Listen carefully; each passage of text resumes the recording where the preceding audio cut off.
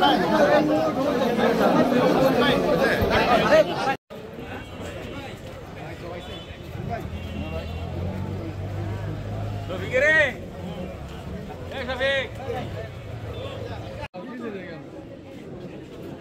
ভাই সামনে যান সামনে যান।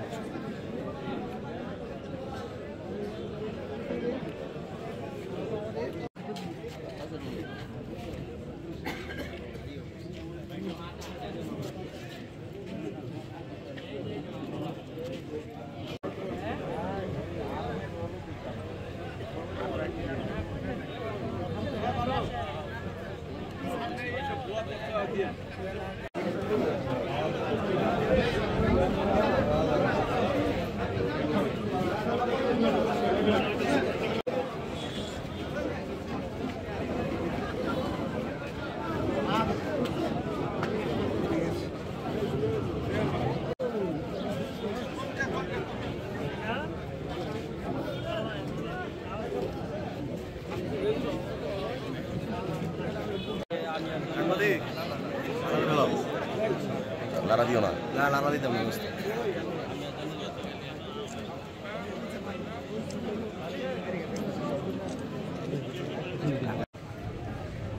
নিদানন্দ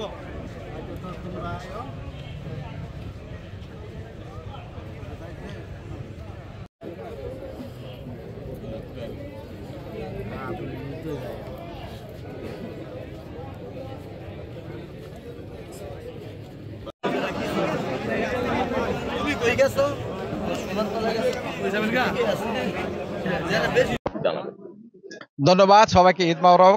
আরটিভির সমস্ত কর্মকর্তা কর্মচারী যারা আরটিভিতে কাজ করেন। আরটিভি একটি জনপ্রিয় ইলেকট্রনিক মিডিয়া, দায়িত্বশীল মিডিয়া। সেই দায়িত্বশীল মিডিয়াকে আমি ধন্যবাদ জানাচ্ছি, ঈদ মোবারক জানাচ্ছি। আজকে আমার রূপগঞ্জের নেতৃবৃন্দ আমার সাথে আছেন, কর্মীবৃন্দ আছেন, সমস্ত অঙ্গদল সহযোগী সংগঠনের আমার প্রিয় নেতৃবৃন্দ আছেন।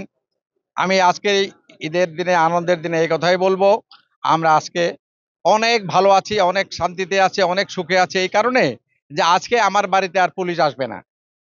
আজকে আমার বাড়িতে পুলিশ আসবে না, কোনো পেন্ডিং মামলায় আর আমি আসামি হব না। এটাই আমার সবচেয়ে, ঈদের চেয়েও বেশি আনন্দ এটা আমার। অনাহতি পেন্ডিং মামলায় আমরা আসামি। হাজার হাজার মানুষ রূপগঞ্জ নারায়ণগঞ্জের কোর্টের বারান্দায় ঘন্টার পর ঘন্টা আমরা এই প্রচন্ড গরমে দাঁড়িয়ে থেকেছি, কষ্ট করেছি।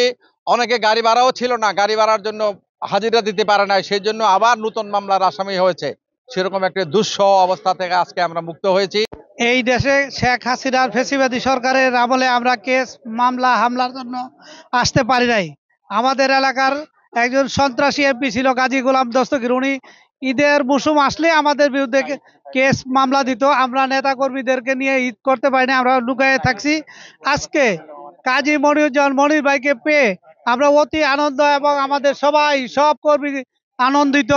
ওনাকে নিয়ে ঈদ উদযাপন করতেছি, ঈদের পরে দিন ঈদ পুনর্মিলন করতেছি।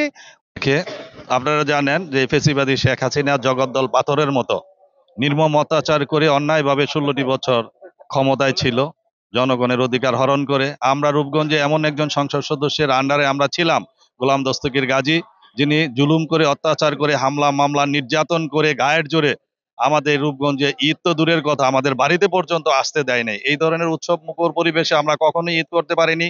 16টি বছরই ছিলাম আমরা এইরকম ঈদের আনন্দ থেকে বঞ্চিত ছিলাম।